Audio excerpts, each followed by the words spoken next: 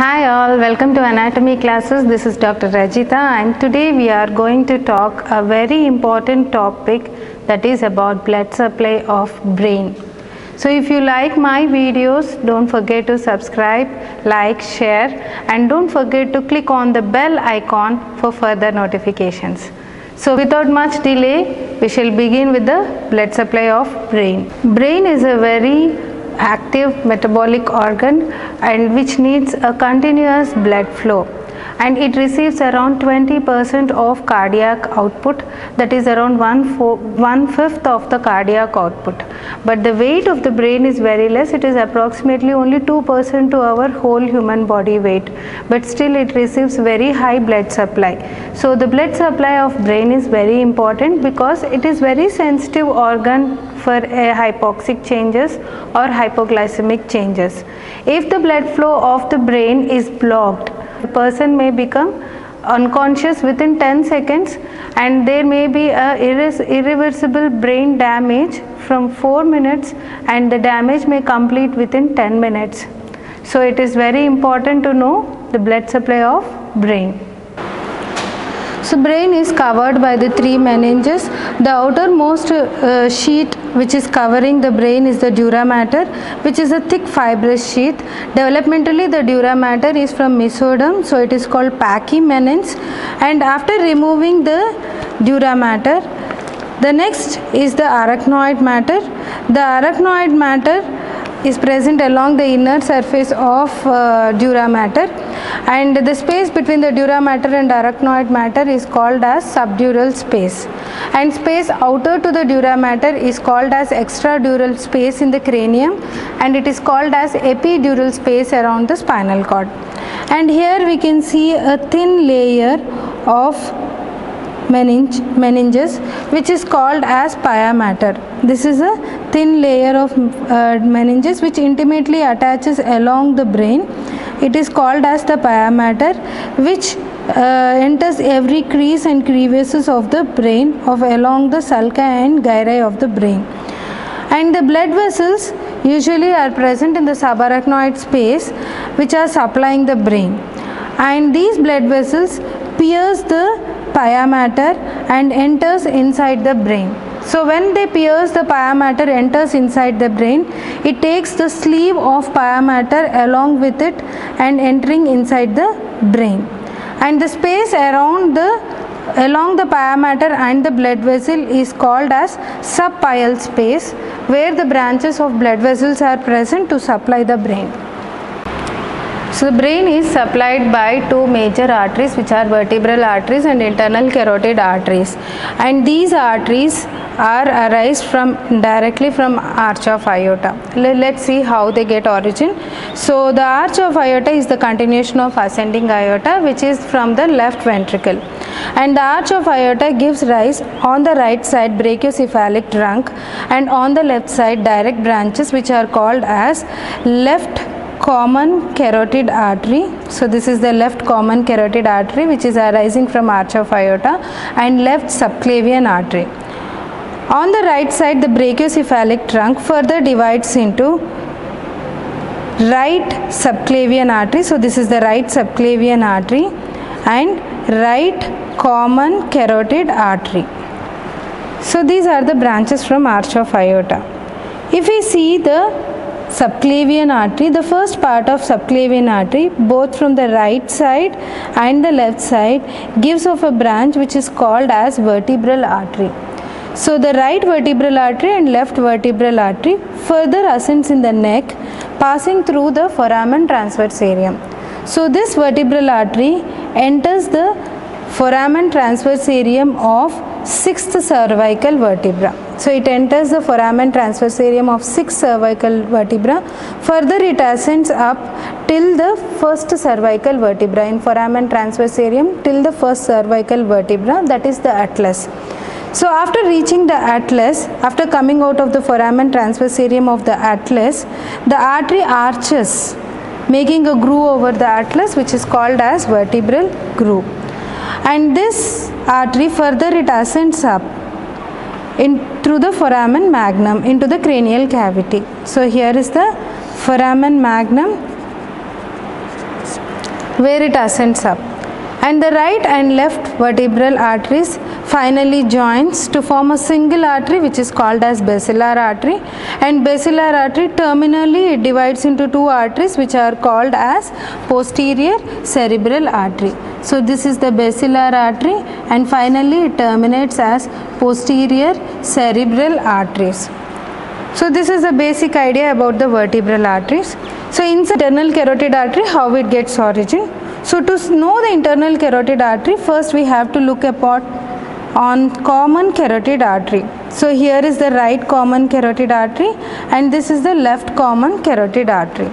So the left common carotid artery and right common carotid artery, they ascend up in the neck when they reach the carotid triangle at the level of cervical fourth vertebra. At the level of cervical fourth C4, the common carotid artery divides into two arteries. One is the external carotid artery, the other is the internal carotid artery. External carotid artery on both the sides. The other branch is the internal carotid artery.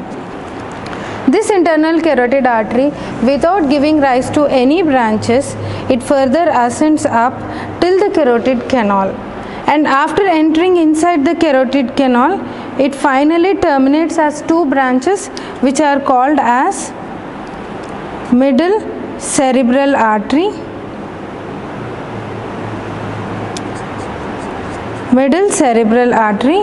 and the other one is the anterior cerebral artery.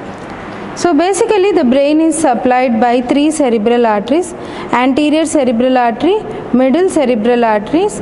These two are the branches of internal carotid artery, and posterior cerebral artery which are the branches of indirectly from the vertebral artery. So understanding more about the circle of Willis. So circle of Willis is formed by two systems. One is the vertebral artery system and the other is the carotid system.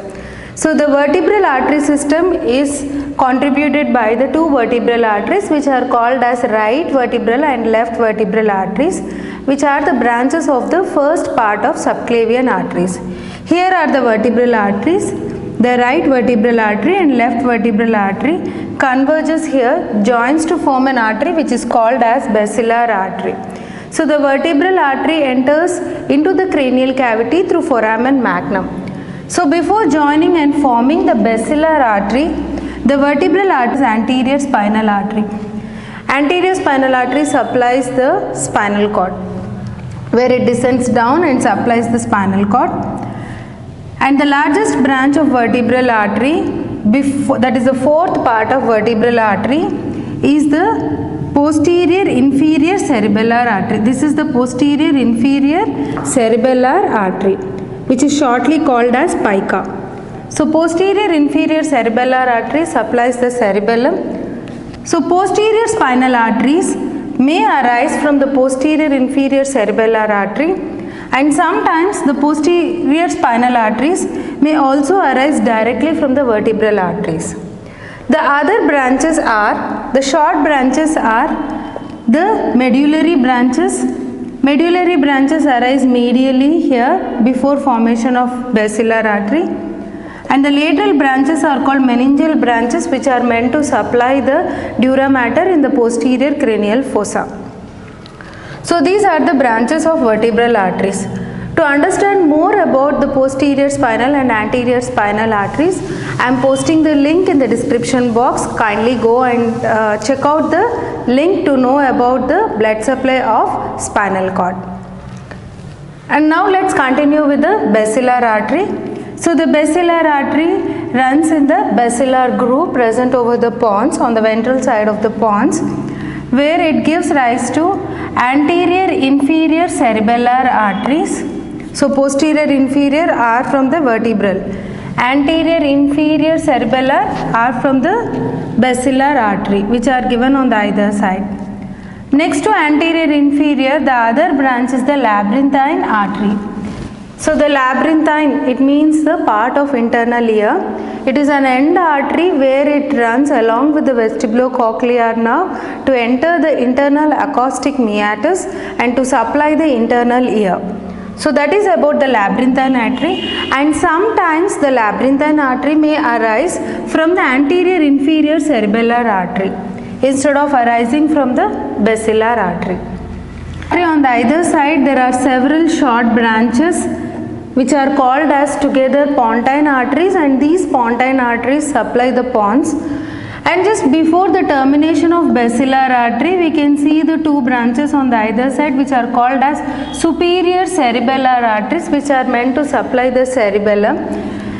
And just above to the superior we can see the termination of basilar. Basilar arteries terminates in the upper border of the pons, and where it forms the two arteries which are called as posterior cerebral arteries, which contributes in the formation of circle of Willis called as posterior cerebral arteries. There is a right and left posterior cerebral arteries.